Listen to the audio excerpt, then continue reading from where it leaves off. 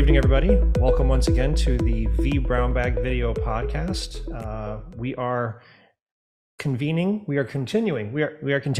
our NSX series. This is part 3 of the 4-part NSX series with Britton Johnson. Tonight, we are going to be talking about security and advanced threat protection. Britton, how are you feeling tonight? Doing okay. I'm recovering from some illness. That's a total lie. You just said you were feeling horrible. I know. I'm feeling terrible. This is going to be the best sounding episode ever. Bah, bah, bah, bah. All right. So before we get started, we've got a couple of announcements, a couple of little show notes to get through.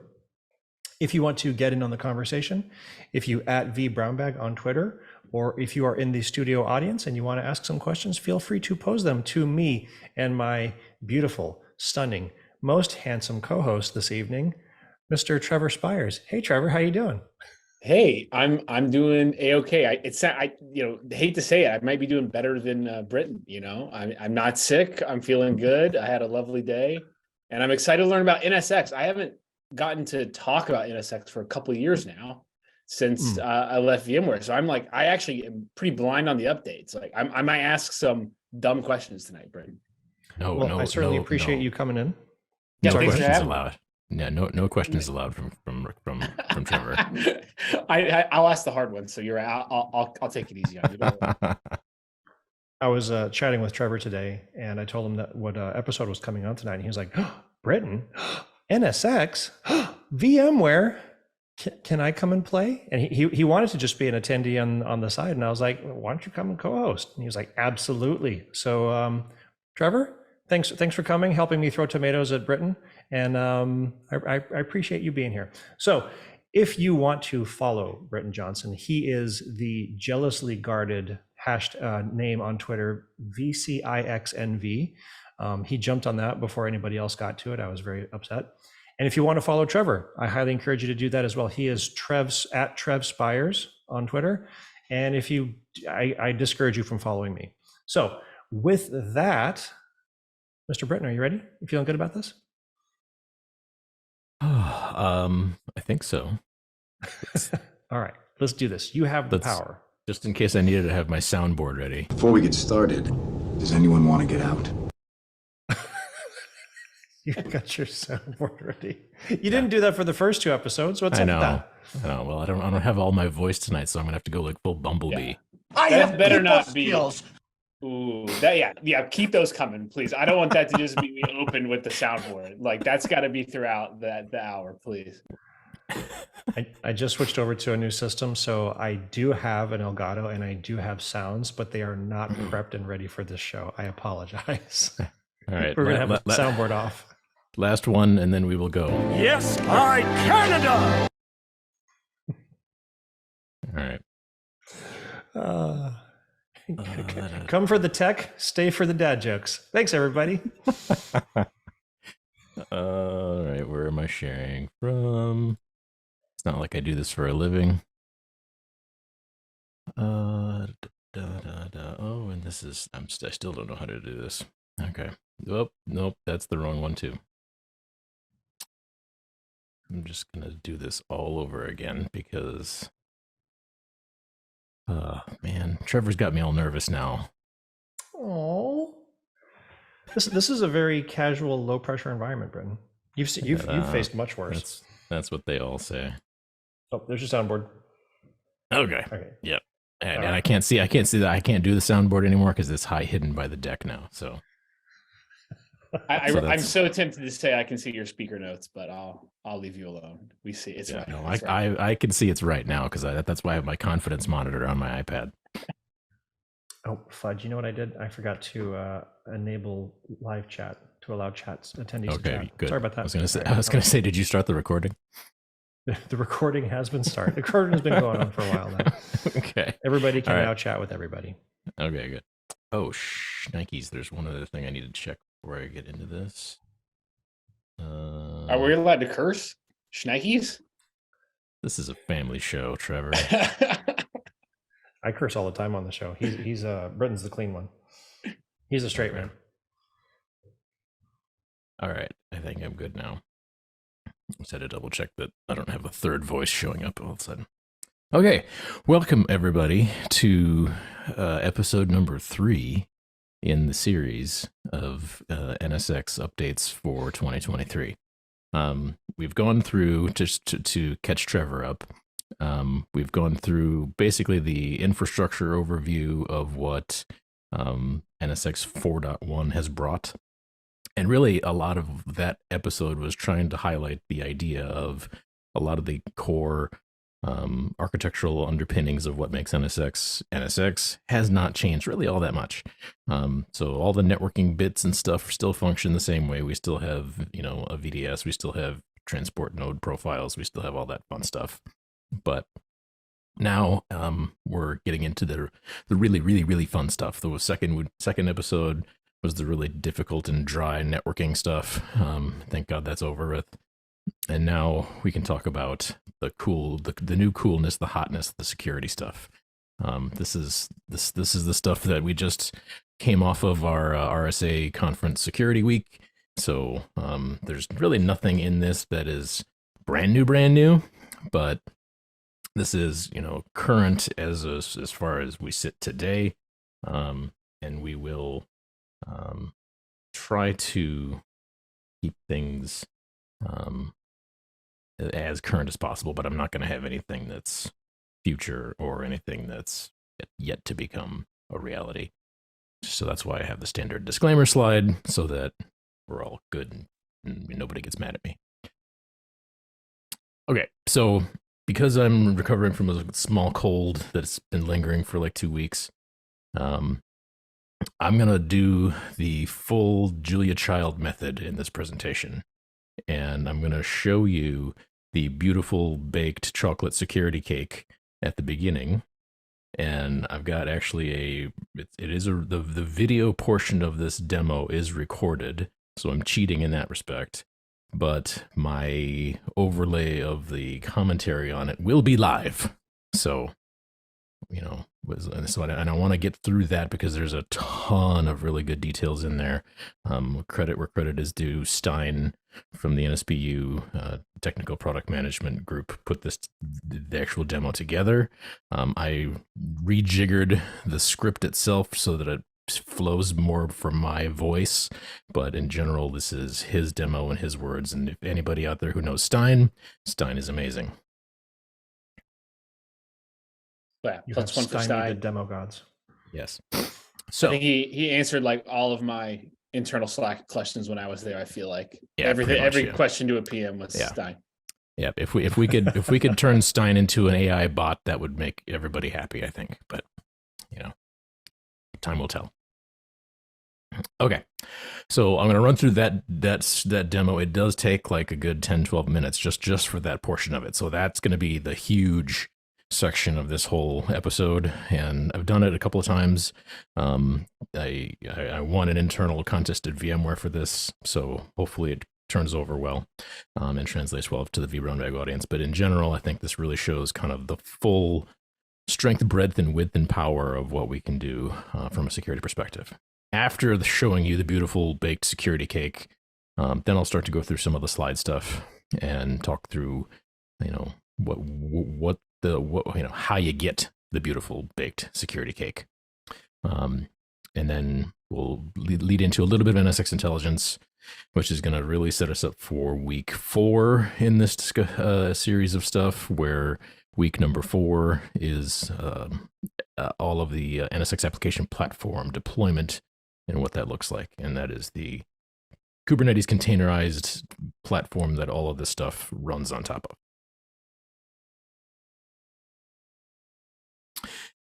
All right. So, any early questions? Because once I start this video roll through, you guys can't interrupt me for like 10-12 minutes. So if you have a question now, you're gonna have to ask it now, or you're gonna have to hold your applause till afterwards. So I'm good. Okay. All right.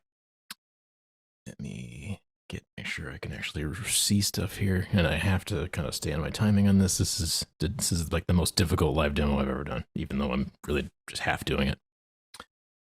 All right, in the demo here, what the idea is we're going to showcase the ability of what NSX with advanced threat prevention can do to identify, protect, and defend against network and malware attacks on production workloads.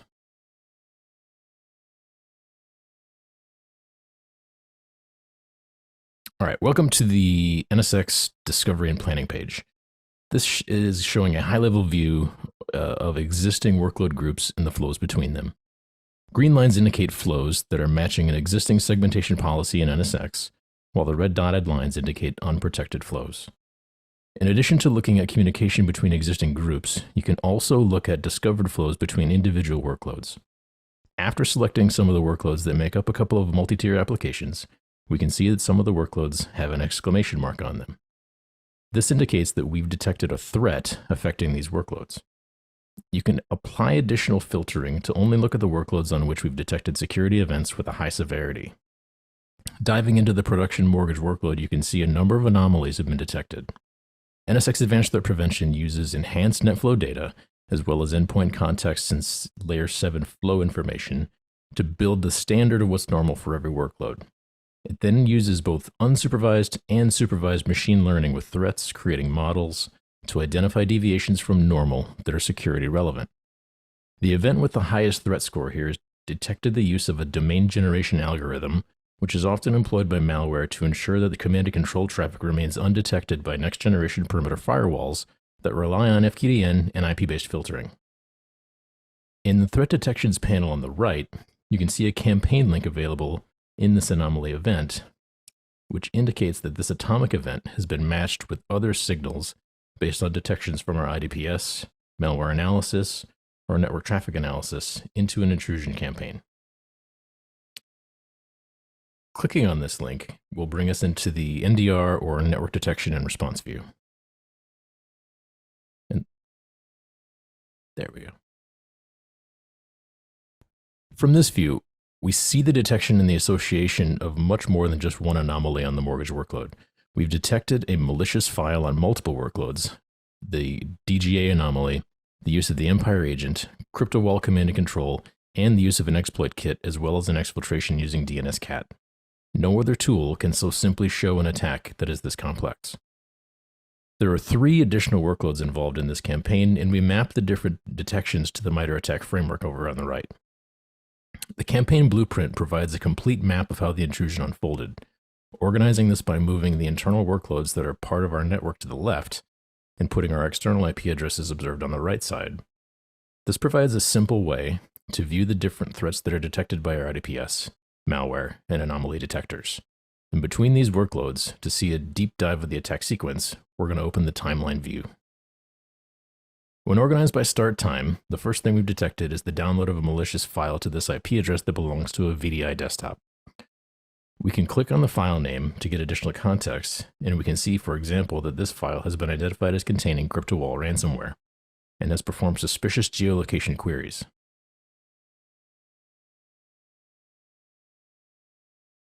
Now we can open up the analyst report. Since this file was a zip archive, we've extracted its contents to reveal some of the key characteristics we've observed by dynamically analyzing and detonating this file in our sandbox. Because our architecture is based on full system emulation rather than virtualization, we can detect not just how the program under analysis is interacting with the operating system, but we see interactions with memory, CPU, and other hardware resources. This enables us to see if malware is learning a routine in memory without actually calling it.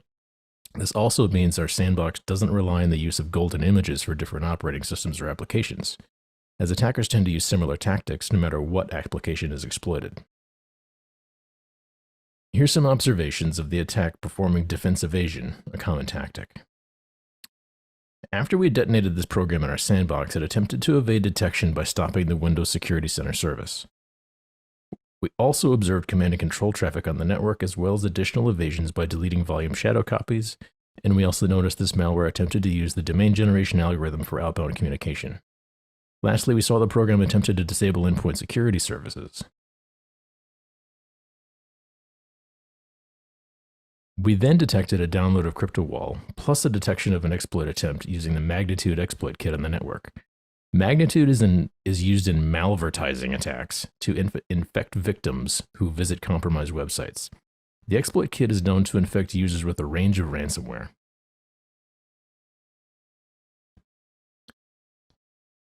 We detected this on the VDI desktop, which was the entry point for the CryptoWall malware, and we can view many of these parameters. For example, the IP address from which the exploit kit was served to get additional context.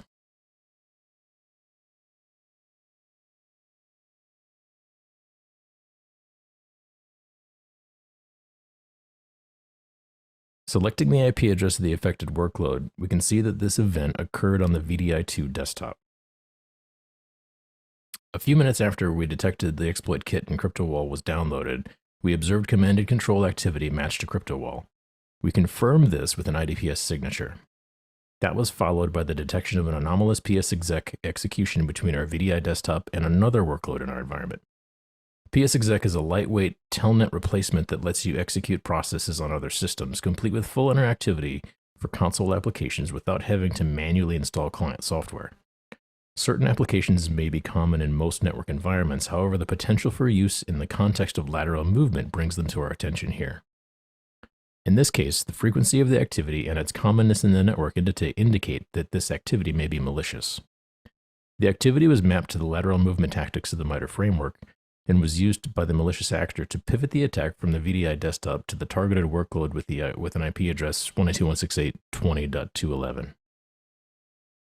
Observing east-west lateral movement within our network, we've detected the similar activity at the VNIC of the target workload, the prod CRM app workload, a CRM application that contains valuable personal information.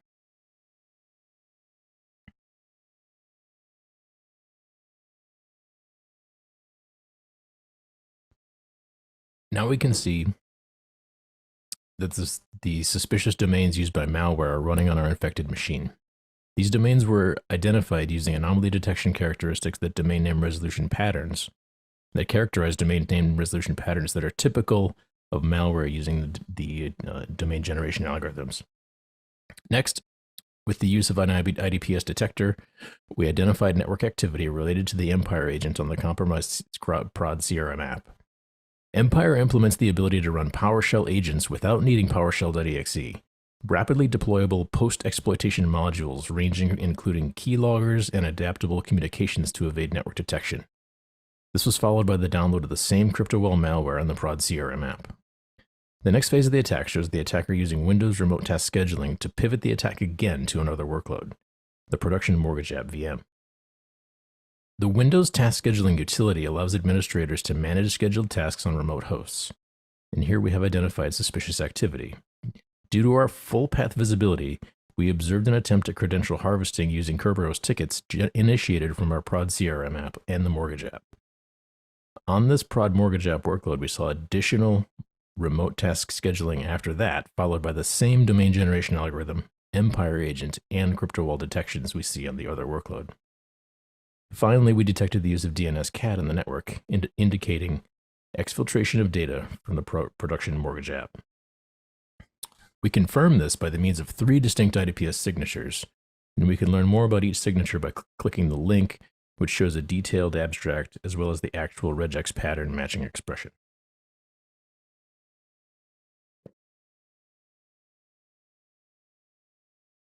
Now that we have seen and understood the intrusion campaign, we want to make sure we apply measures to prevent this from happening again. Only NSX has security controls deployable inline at every VNIC on the host, which means we can change our posture from detection to prevention without making any network changes.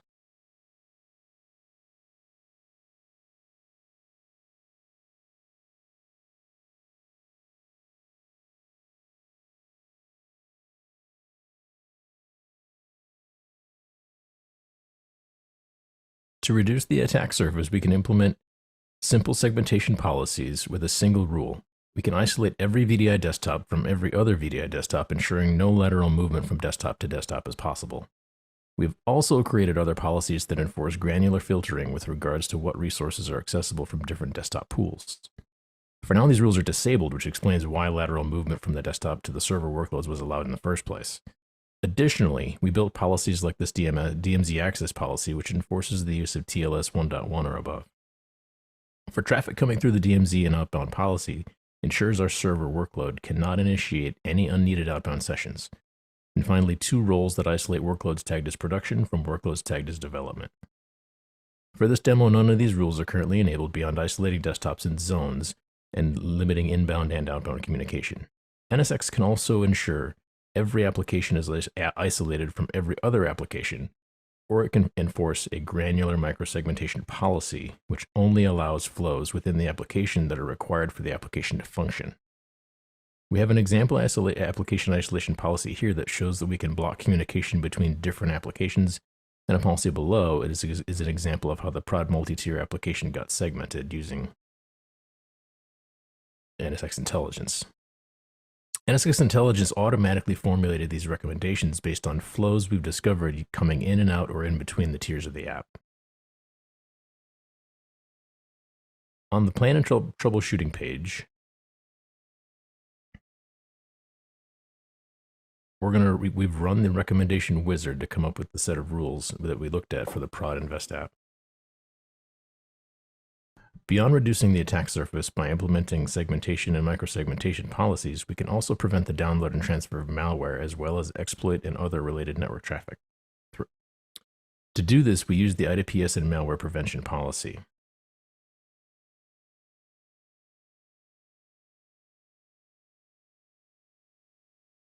Here you can see that we've applied a detect-only policy for server workloads, as well as for the employee VDI pool. To enable IDPS and malware prevention, you can easily change the mode for one or more of these rules from detect-only to detect and prevent.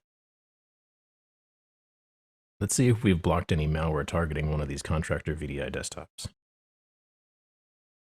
We detected an attempt to download a malware sample file, and when we look at the detection history, you can see the download attempt has been blocked, as we had applied a detect and prevent policy for the system.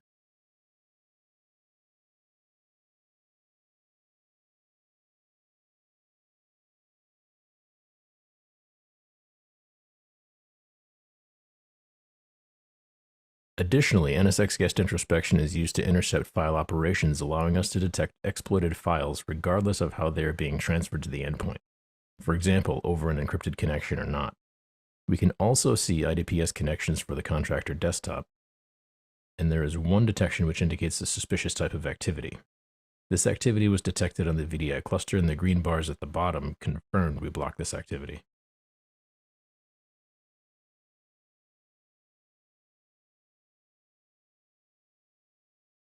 And lastly, because we also captured endpoint-related content, you can see what user triggered this particular activity to aid in the troubleshooting and the problem resolution time.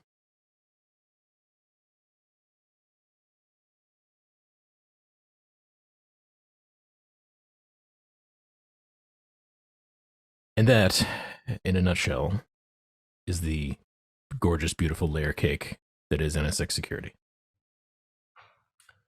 I would like to take this time to file my complaint that every single time an example like this comes up, it's always the contractor. Why does it? So I've been a contractor for decades. It's never been the contractor. It's always some FTE schmuck on the inside that finds a USB key in the driveway and goes, oh, let's see what this does. I have never once been compromised, and I am mad that all, never mind. Okay, I'm done. No, I wanted that to keep going. I was like, where is this going?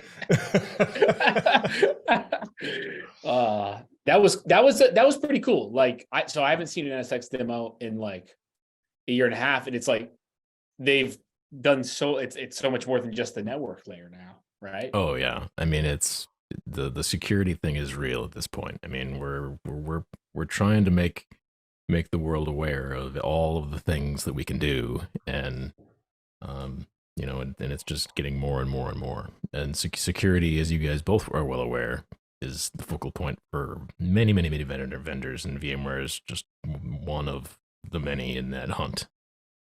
Can I ask a question that I bet you get every time you show that demo? Sure. Do I have to put an agent on my VM to like get that all those processing layers? Like, I know the network layer, you don't need an agent, but Okay. all the I'm going to answer that question here in like two seconds. All right, all right, all right, all right. Yeah, because we're as you can see in the slide that's sharing now, we're going to talk about the security architecture. And my question, I believe, was similar, if not the same question.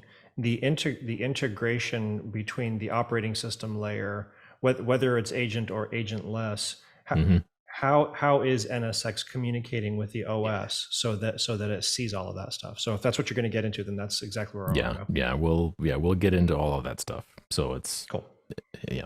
So this particular animated slide done by a colleague of mine named Ian Leiter, he is also amazing.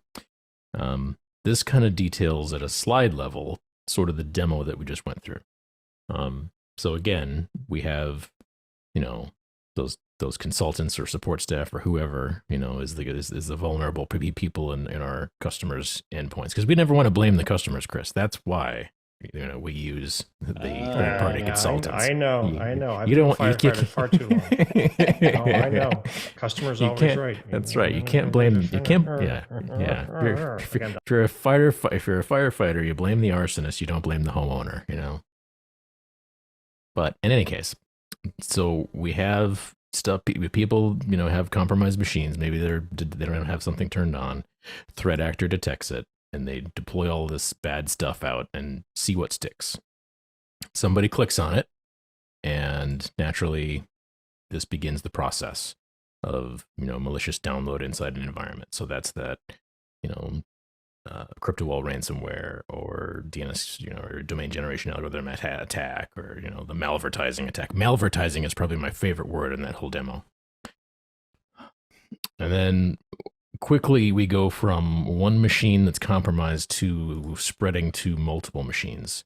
And this is the lateral movement that we talk about and that everybody talks about in security right now, because this is the thing that when somebody gets compromised, like following the MITRE ATT&CK framework, which is basically a blueprinted guidebook on how to attack a network, and it's extremely well organized.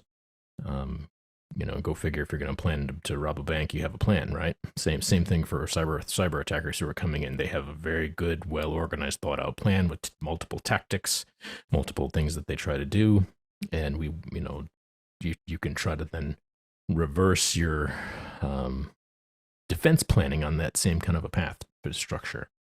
And the lateral movement piece is something that this is why the highly published attacks that have happened over the last few years, like I think the big one from the level like 5 or 6 years ago, the Sony attack,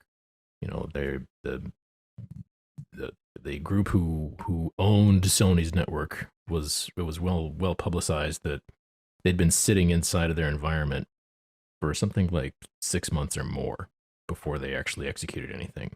And they'd just been hopping around, learning more, and they were able to get so deep into their environment that by the time it was tripped, they owned everything.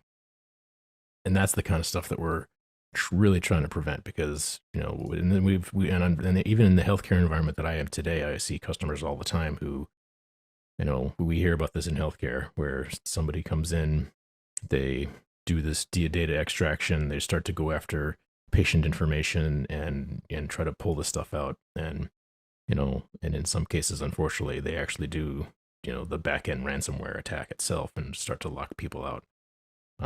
There's only been one documented case that I've seen recently where some cyber attacking group attacked a children's hospital. I think it was in Canada. And then once they realized what they had, they apologized and sent the decryption keys to the hospital. So, that's the only time I've ever seen a cyber group actually apologize and give up. So a little honor among thieves. That was nice of them. The first half of that sentence, I was bummed out. I was like, "Oh man, the children's hospital." Exactly. Yeah, so I'm glad they pulled it back. So that's kind of the walkthrough of that. Here's where we sit in the architecture of things. Of course, you guys are familiar with this. So lots of other vendors do the agent thing, and to answer Trevor's question, or at least attempt to. So in the agent piece of this, you're installing it inside the workload. It sits right there, and there's not much you can do with it. There are, even in some cases, there are agents or workloads that will not allow agents to be installed. This is really common, especially in healthcare and financial applications, where they'll have an outside vendor install a third-party supported application in their environment, where the end customer who's running the application doesn't actually have administrative control of said application. So installing an agent in there is not actually allowed. So those workloads don't get protection in many cases, and those workloads are also ones that frequently get compromised. And so how do you protect against that stuff? Well, you do it the old-fashioned way in some cases, where you just do it on the network layer, but that still leaves you vulnerable.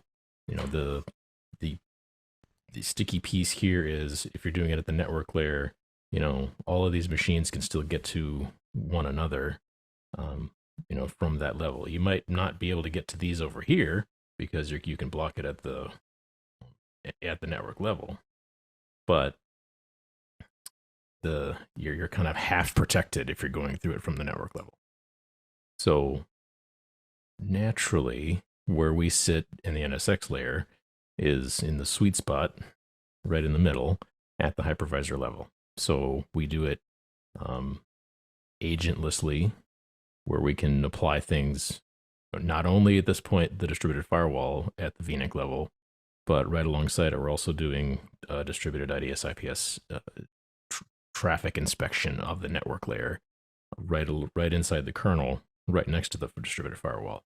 So it's all conveniently located in the same part of the kernel where things are going.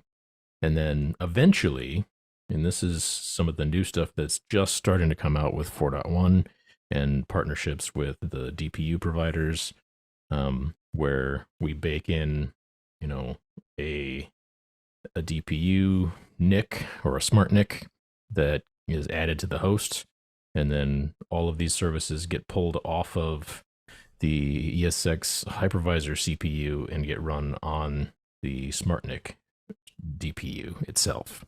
So, and it will effectively free up almost the entire CPU of the host to just be used for workloads. So any of that stuff that's security processing, network processing, all that stuff gets moved to the SmartNIC.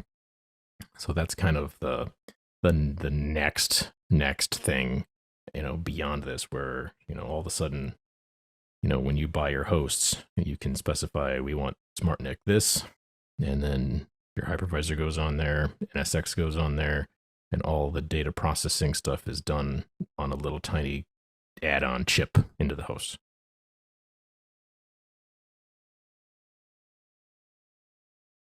So just like everything else in VMware, we pull policy information, VM attributes, and inventory information from vCenter.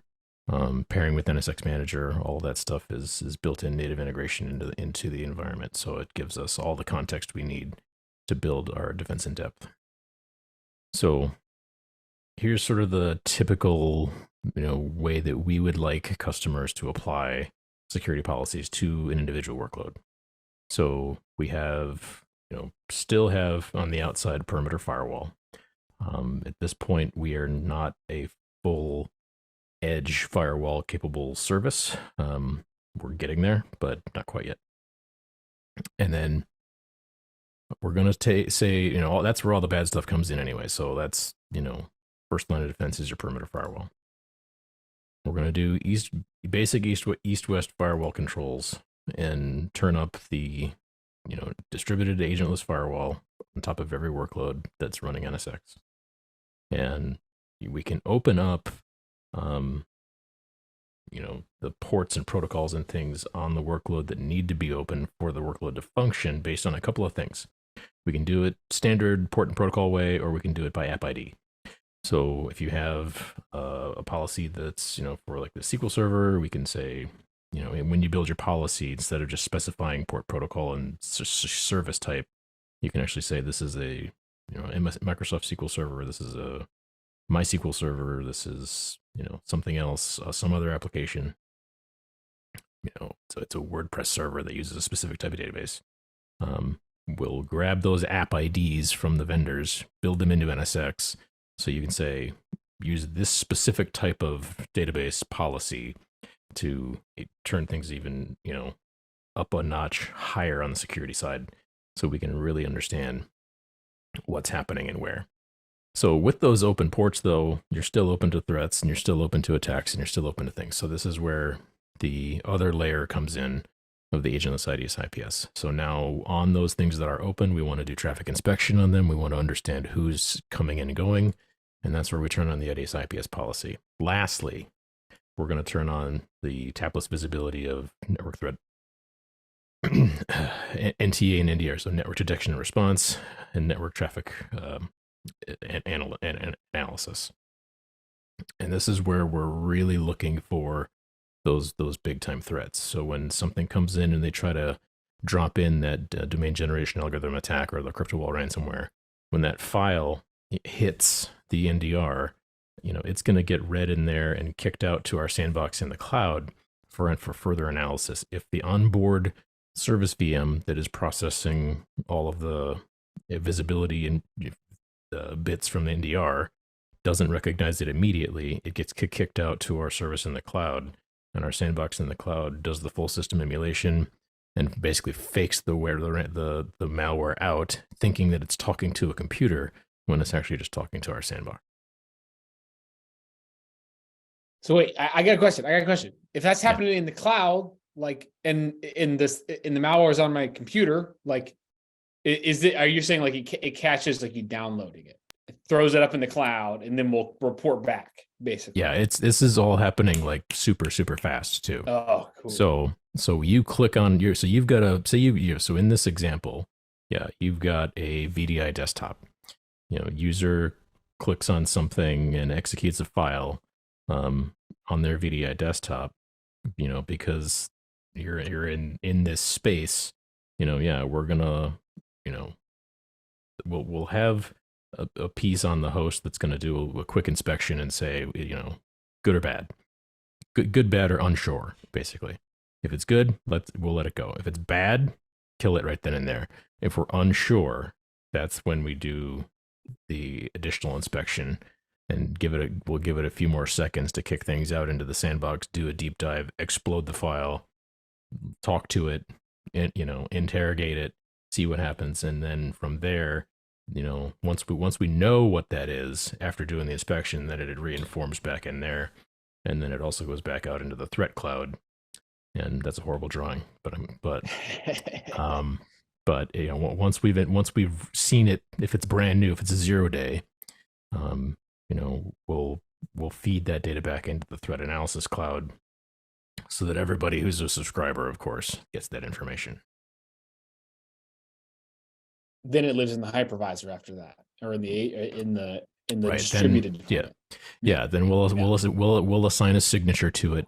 That signature gets added to the database that's on board the host, so that way if we see it again in a few seconds later attacking some other machine, we'll know what it is. All right. So this is that same kind of the view again but now because we're turning up, all of these things, all of these services on top of this, this is where we're going to have now, the threat comes in from the email, which still a shockingly large amount of attacks generate through email still today. Amazing as that statistic is, it's still, I think it's over like 70%. It's ridiculous. Wow. And then once that thing gets executed, because we've got all this stuff sitting on the hypervisor host wrapped around the individual machine, the blast radius is contained, and we can mitigate that stuff and basically keep it from spreading in the environment. And then as we need to, we kick stuff out. This is a much better drawing than my little chicken scratching drawing, where we'll kick things out to the visibility engine for deeper analysis as required. So let's skip through this stuff because this is that piece of it. Okay, here's the cool stuff. I've done this, I think, once before here, so I'm going to fly through this pretty quick. Our typical security posture in a network, and this is stuff that I still see all the time. Customers have generally flat networks. They'll have a few VLANs here and there. They'll start adding additional firewalls within the network just to do a little bit more security. And then that eventually turns into more security, more firewalls, and it just gets really, really difficult to manage as you scale that up. It creates thousands of spaghetti monster firewall rules. Really gets difficult to manage. So how do we layer on top of that really quickly? It's again very simple, where we turn on NSX, we turn on the distributed firewall, and now the IDS IPS engine on top of every workload, so we can do prevent lateral movement, prevent things that shouldn't be talking to each other from talking to each other, allow only the things that should be talking to each other to talk to each other, and then you can get rid of that internal data center firewall because you have firewalls everywhere at this point. But what about the zones, they say? So zone security, this has been a kind of a security buzzword for a long time as well. A lot of other traditional firewall vendors will talk about setting up security zones and how that adds protection to your environment. And in general, it can, right? It's a way of segmenting your environment. And it still kind of keeps information somewhat contained, but you stand up these zone firewalls and it adds to the security of your perimeter firewall, but you still have these large pools of attack surfaces where if you've got, especially, and this is really, really common for VDI environments, where you've got these machines that will spin up hundreds of VMs within a single zone, and all it takes is one of them to get compromised and spread around and share its share its payload with other machines, and then the next thing you know, you've lost your entire VDI environment, and you've got 30,000 people that can no longer work. So this is where again, we can easily take that environment, lay down NSX across all of it, turn on just a few firewall policy rules for a VDI environment specifically, and now we've contained things so that you don't have that spread even inside of a zone area.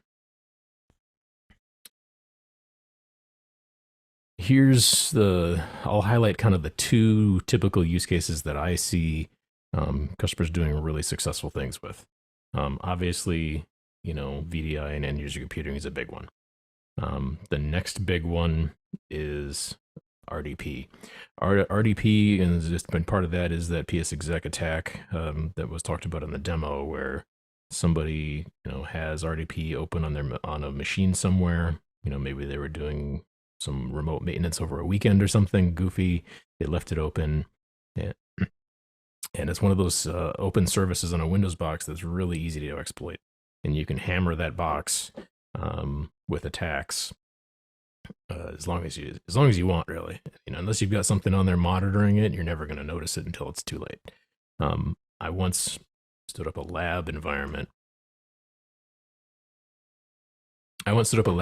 Where I installed a brand new hypervisor, ESXi host, installed a Windows VM on it, turned on RDP, left it open on an open internet IP address, walked away overnight, and didn't have any additional security turned on. And I had a generic username and password set up because it was a lab, so there really wasn't anything in there.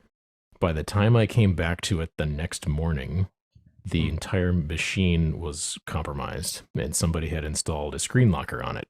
Basically, an automated script found my OpenRDP session on the internet, logged itself in, installed a screen lock tool, so that when I logged into the console of the desktop, it would automatically lock the screen so you couldn't do anything. And so, oh, that's interesting. I was completely, so all I did was just delete the VM and move on with my merry way. And so nobody had actually done anything. They just had some automated script that found the open machine and stole it. And this stuff happens routinely because people do this kind of stuff where you leave things open, you have an insecure password, and away you go. I want to try this again now and try to honeypot somebody with an NSX on the back end in the lab and detect this stuff in real time, because that'll be a really cool demo once I get that. So we'll see how that goes. That would be very sweet. Yeah. The other piece of this that's still, this one shocks me quite a bit, is the old operating systems. This is the problem that VMware and other hypervisor pioneers created. It used to be that servers died. You remember that, Chris? And Trevor, do you guys remember when servers used to die? No, I blocked that out. So now, because of virtualization, these things never die and they live on forever. But ironically, operating system vendors don't like to support operating systems from 20 years ago. I actually ran into somebody once. This was probably back in 2017. Yeah, this was 2017. 2017, they were still using in production a Windows 2000 domain controller for DNS. So, and that company is probably still using it to this day. I have no doubt. So these things, just won't go away. And so this is another key thing that we see customers using this all the time for, where you can stand up a secure zone around the workload and basically apply the, really only the things that are needed for that thing to actually exist until you can send it off to pasture and move off whatever it is. But if you have, this is a public service announcement, everybody. If you have old, like 20-year-old operating systems still running in your environment, please stand up a project to take them down and replace them with something else. Just the more you know.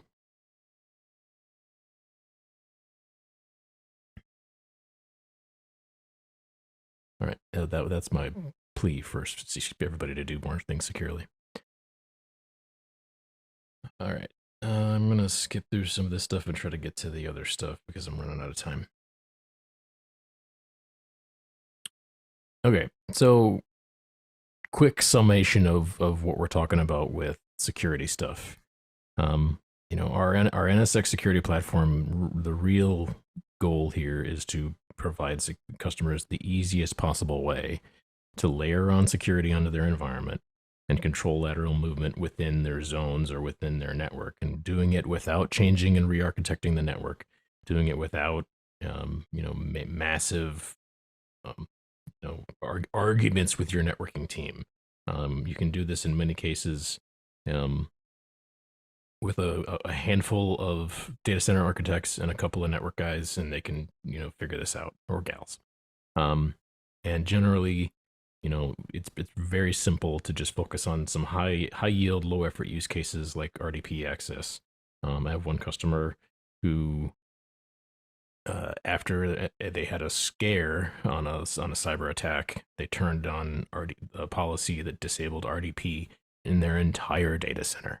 And now every time somebody tries to spin up a new machine and RDP to it, somebody opens a ticket, and the guy who wrote the policy that blocks RDP everywhere gleefully emails them back and says, "No, you're not allowed to have that." So it's one of these things of, simple blocking and tackling within your environment can prevent massive, horrible things happening. And that's, where we're trying to fit into this environment.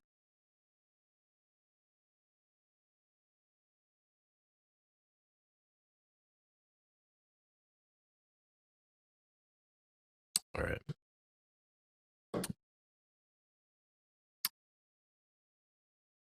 I'm showing like 10 minutes left, so I'm going to try to squeeze through the NSX intelligence stuff here. Okay. NSX intelligence first became a thing in the I think it was in the 3.0 or 3.1 release of NSXT. It was a single OVA appliance. It was called NSX Intelligence 1. It went up to NSX Intelligence version 1.2. And it did only a couple of things. It really just analyzed inter-VM network traffic and did some analysis of who things were talking to, and created the ability to create firewall rules and push them into NSX directly. It sounds very similar to what Vera's Network Insight, or Verni, or now also called ARIA Operations for Networks. Yes, Trevor, we renamed it. Um, Classic Yeah. VMware. Yeah.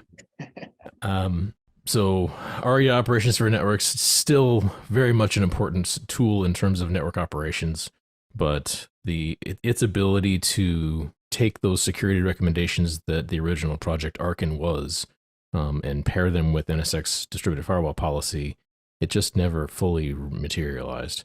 And because Network Insight took on so many more network centric things, and because it was a read only tool, and we really didn't want it to be going in and orchestrating changes in customer environments, it kind of the wisdom was keep Network Insight separate, but build a new tool to do firewall rule insertion for NSX directly. So that's where NSX Intelligence came into play.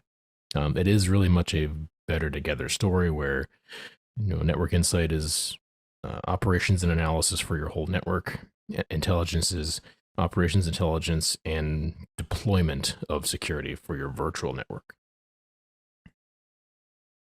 So this is I like this set of slides because when you think of a data center, a lot of engineers will look at a data center and think, oh, this is what it looks like. It's just racks of machines. But when you get into it from a security context, this is really more like this, where it's just stuff going everywhere.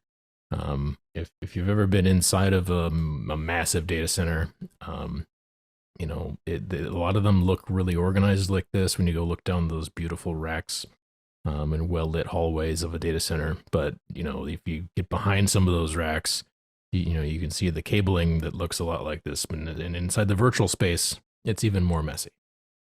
So NSX Intelligence is really designed to kind of take this time-consuming task of understanding that what's happening inside of that mess and create your ability to turn it into how our engineers really think the things look, and kind of really just simplify the process of creating a security strategy and applying it to the workloads in question, and not necessarily going too far or going too little, and really just getting what's needed and what's required and doing it within the amount of time that it takes to do this at scale.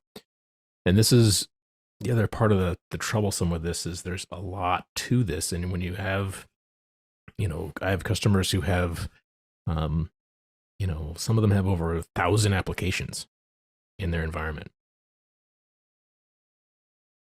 And so it literally could take them the next 10 years or more to apply security to these thousands of applications that are running, because they're always onboarding more new applications. And so you're just in this constant cycle of, collecting, analyzing, turning on, and just, going through the process over and over and over again. And, intelligence is designed to kind of take that information, do it in a machine-driven process, so we can apply that policy then in a way that makes sense. So we do this with, real-time flow visibility, just like what Network Insight does, but inside of an NSX context. Taking away blind spots, taking away things. So we're not going to necessarily, automatically understand what things need to be blocked, but because of our analysis and automation processes, we can certainly see, the things that should be allowed. And then, when you start to layer on the inspection services from the IDS IPS, if there are common attack vectors for a given application, like a database, you can turn on those specific security policies for detect only. So that way you can do a even deeper analysis right away, based on the analytics that were given from intelligence. So that way you're seeing, you use intelligence to build the policy, and then you can use the IDS IPS engine to kind of trust but verify the policy to make sure that you're allowing the right stuff through. Let me see here. So a couple of ways we see things do this where, there's bolted on analytics ways to do this, large racks of gear that do this kind of stuff, but we're doing this again very similarly, where it's no changes required in the environment. It's a bolt-on add-on outside of NSX. So this runs as part of our NSX application platform, which I'm going to detail the deployment of next time, and it gives us a way to really increase the smarts of the environment without adding a whole lot of data processing to the environment on the hosts themselves necessarily. So we take, these, purpose-built analytics and we take the raw data, we ingest them, we run them through some machine learning and AI analytics engines that everybody's developing these days, and then we use that Kubernetes container appliance that this lives on to process through all that information, and it helps us apply that policy then at scale back through this.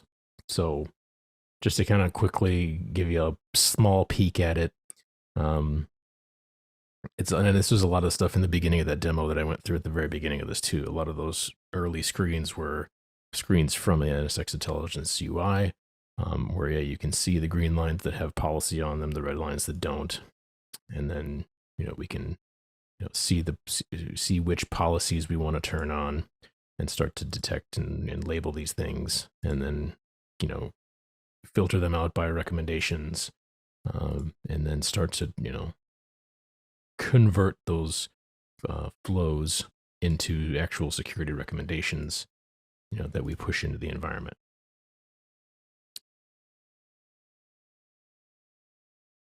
And that's kind of the majority of what I wanted to run through, and I think that's about the time. Any questions from our esteemed audience that I have not seen? There's definitely a lot of conversation back and forth. Tyler was talking about running honeypots in the old days, and Stephanie was once again making fun of contractors, which kind of breaks my heart. Stephanie, thank you. Yeah, no, I think we're good. I mean, that was obviously, Britton, you're very thorough. So and I'm just scratching the surface too. I'm racing to get through this stuff. There's so much deeper through this, and I feel like I'm only doing it's a half-hearted service trying to squeeze this into an hour. This is an all day. Well, this is an all day session, really. I mean, which is why we've broken it up into 4 different episodes. Exactly. But then, the next and last episode of this, where we deploy the NSX application platform, that's going to be cool. That it is very interesting, because we're taking kind of a different approach to this. This is one where I think we might be, maybe not the first, but we're one of the first vendors to when asking customers to deploy a portion of the product and deploy it directly into a containerized environment, and not just creating an appliance that runs the whole thing. We're having customers stand up a full container backed design, and then pushing the NSX application into that. And it's not a small ask. I mean, there's some serious hardware requirements for this. It is it's a beefy deployment to get through. I've run through it once now in my lab, and so I'll have I'm going to pre-record a full deployment just as a backup, but as part of the design, part of what we're going to go through next time is really a live deployment of running through the NSX application deployment toolkit, where we will, in an automated way, push out all of the stuff that makes up tons of Kubernetes for this application platform. And so we're going to deploy supervisor cluster and a worker node and some controller nodes, and just kind of get the foundation laid so that we can turn on these additional services. So, and it does take a little while. So we'll have some other things we can talk about while we're waiting in some of these periods.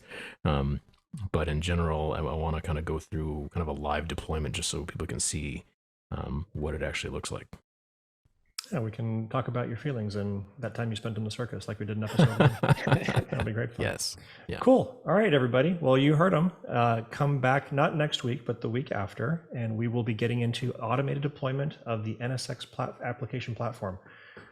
Britton, thank you very much for doing this monstrous effort. We certainly do appreciate it. And Trevor, thanks for coming on and deigning to co-host with us. Thanks, guys. Yes. Thank you, guys. All right, everybody. We will see you again next week. Have a great evening.